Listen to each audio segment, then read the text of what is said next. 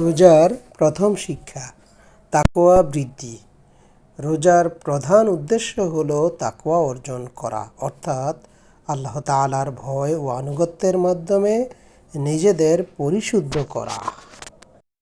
দ্বিতীয় রোজার শিক্ষা হলো ধৈর্য ও সহনশীলতা।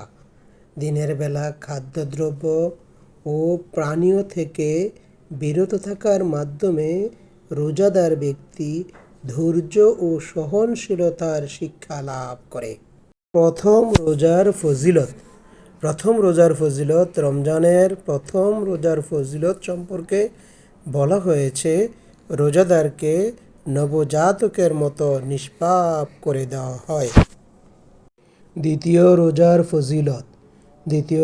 ফজিলত রমজানের দ্বিতীয় রোজার ফজিলত সম্পর্কে বলা হয়েছে, রোজাদারের মা বাবাকে মাফ করে দেওয়া হয়।